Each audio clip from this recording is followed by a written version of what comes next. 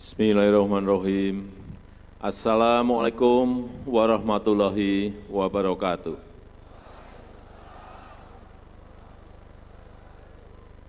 Selamat pagi, salam sejahtera bagi kita semuanya. Shalom, Om Swastiastu, Namo Buddhaya, salam kebajikan. Yang saya hormati Ketua KPU Bapak Muhammad Afifuddin, beserta seluruh jajaran komisioner Komisi Pemilihan Umum Republik Indonesia. Yang saya hormati pimpinan BPK, para menteri Kabinet Indonesia Maju yang hadir, Pak Menko Polhukam, Pak Menteri Dalam Negeri, Panglima TNI, Kapolri, yang saya hormati Ketua Bawaslu, Bapak Rahmat Bagja, Bapak Ketua DKPP, Pak Hedi Lukito, yang saya hormati Ketua KPU Provinsi dan Ketua KIP Aceh, beserta seluruh jajaran yang hadir pada pagi hari ini, yang saya hormati Ketua Kabupaten dan Kota KPUD se-Indonesia, Ketua KIP Kabupaten Kota se-Provinsi Aceh, beserta jajaran Bapak Ibu hadirin dan undangan yang berbahagia. Pertama-tama, saya menyampaikan penghargaan, sangat menghargai, sangat menghormati kerja keras KPU dari pusat sampai daerah yang telah sukses berhasil menyelenggarakan seluruh tahapan Pilpres dan Pemilu Legislatif di tahun 2024 secara aman, tertib, dan lancar. Saya paham betul, menyelenggarakan pemilu serentak itu sangat berat. Pemilu terbesar sepanjang sejarah bangsa kita. Ada Pilpres, pemilihan DPR, pemilihan DPRD,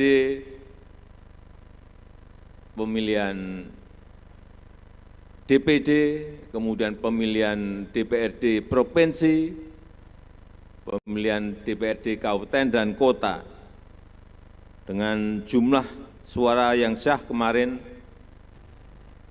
164.227.475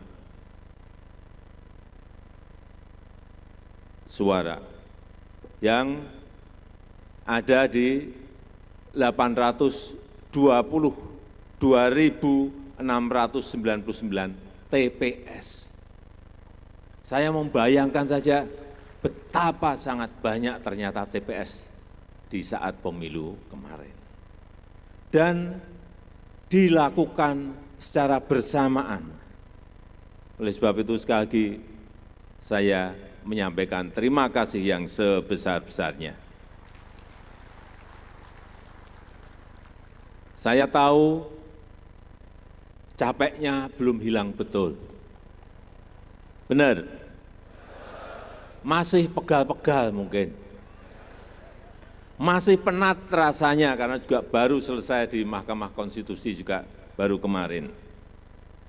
Tapi dalam beberapa hari lagi sudah memasuki tahapan pilkada serentak di 508 kabupaten kota di 37 provinsi.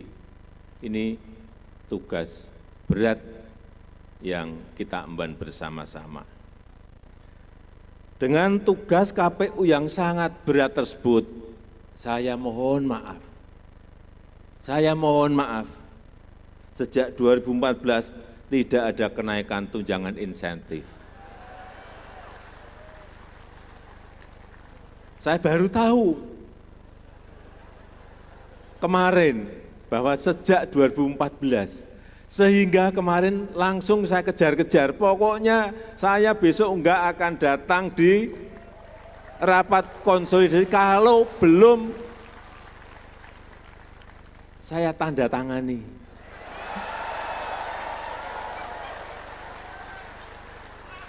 Alhamdulillah kemarin sudah saya tanda tangani.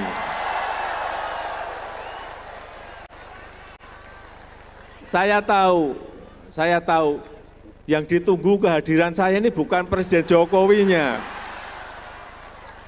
Yang ditunggu yang itu, saya tahu. Saya tahu. Setelah saya kemarin, waduh, ini sejak 2014. Dan formula kenaikannya sederhana. Hitung, kemudian ketemu, dan kemarin diputuskan kenaikannya sebesar 50%.